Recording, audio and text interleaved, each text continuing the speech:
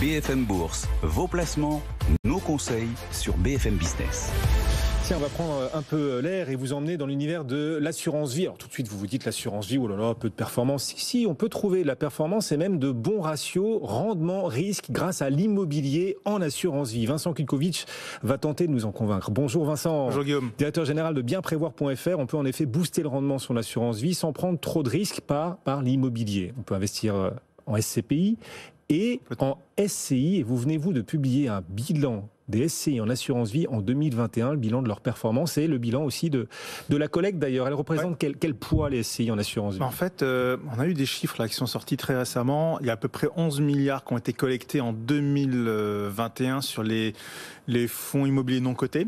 Et là-dessus, il y a à peu près 3 milliards réalisés sur ces nouveaux produits qui n'existaient pas il y a 5 ans ou peu. Ce sont les SCI en assurance vie. Donc on a le reste, c'est plus ou moins les SCPI et un peu d'OPCI. Les OPCI commencent à avoir un peu de difficulté à collecter parce qu'ils ont une volatilité très forte.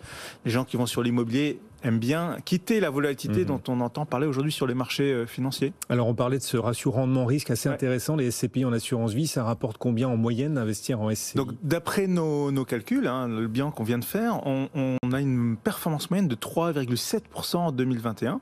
Tout compris, c'est les loyers plus les valorisations des parts. Alors c'est pas comme une SCPI, ça se comporte pas comme une SCPI, c'est capitalisé si vous voulez à l'intérieur de l'enveloppe. Donc on a une performance globale de 3,7%.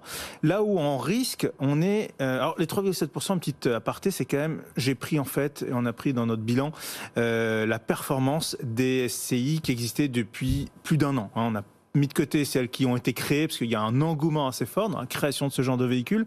Ça, ce sont vraiment les SCI qui ont une existence de plusieurs années, 3,7%. Et à côté de ça, ce qu'on regarde, c'est la volatilité. Alors, comme sur les marchés financiers, on va regarder un peu comment se comporte, quel est l'indicateur de risque de ce genre de placement. Et ce qu'on constate, c'est qu'on est sur des niveaux de volatilité assez faibles, autour de 1,5%. Il y a même une partie du marché qui arrive, je crois qu'il y a une demi-dizaine de SCI qui ont une volatilité inférieure à 1%, certaines autour de 0,5%. Ça veut dire quoi en fait ? C'est que le risque est extrêmement faible.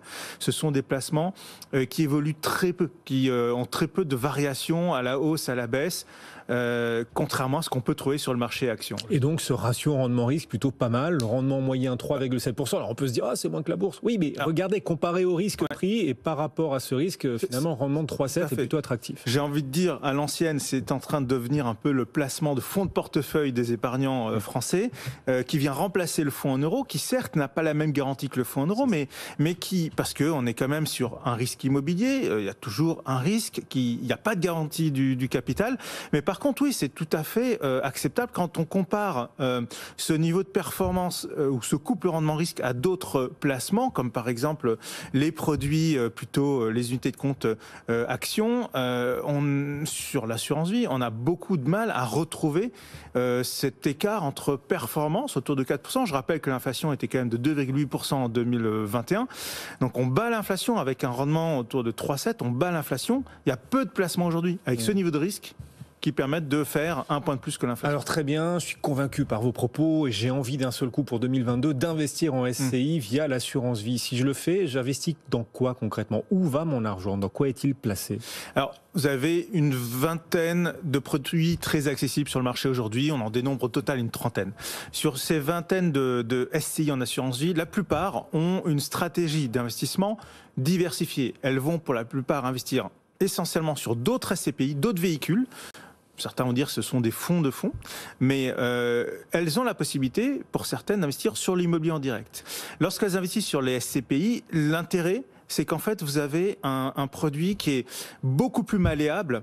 Vous pouvez faire des arbitrages beaucoup plus rapidement d'une certaine manière. En tout cas, le gérant de la SCI va pouvoir faire des arbitrages beaucoup plus rapides et efficaces que sur les SCPI. Sur les SCPI, c'est des placements c'est des paquebots qu'on gère à plusieurs années à l'avance. Sur les SCI, vous avez par exemple, on a constaté qu'en 2020, on était à 60% investi en bureau.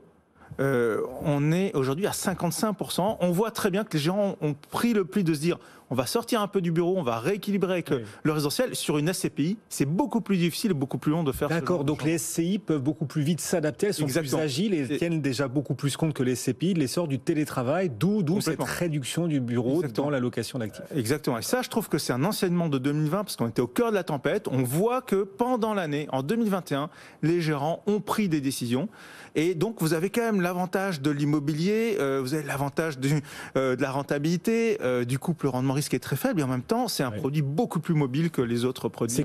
C'est quand même, il y a quelques défauts malgré tout. Tout n'est pas parfait, Vincent. C'est quand même un produit très concentré géographiquement déjà sur l'Île-de-France essentiellement. Oui, complètement. On a aujourd'hui à peu près 2/3 des SCI qui sont exposés à l'immobilier en Île-de-France. Le reste, c'est 20% l'étranger et 20% le reste de la France. Je pense qu'effectivement, ce qu'on va avoir cette année, c'est deux choses.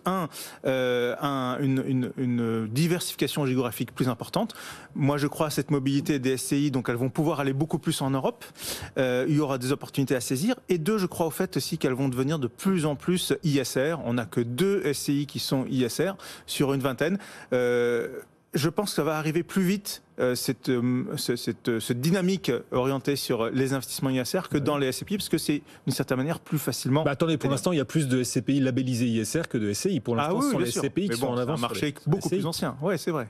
C'est vrai, vous avez raison. Donc ce que vous me dites, c'est qu'il y a une marge de progression importante pour les SCI. D'accord. Mais une mobilité, une dynamique peut s'inscrire beaucoup plus rapidement dans les résultats. Vincent Kutkovich, le directeur général de bienprévoir.fr avec nous aujourd'hui. Merci beaucoup Vincent. Dans un instant, on sera à New York en direct. C'est de là que vient le mal en ce moment. En tout cas, nouveau repli sur le Nasdaq de plus de 2%. On va rejoindre Grégory Volokin et bien sûr Étienne Braque depuis la tour Euronext alors que le CAC 40 désormais plonge de plus de 3,5%. À tout de suite sur BFM Business.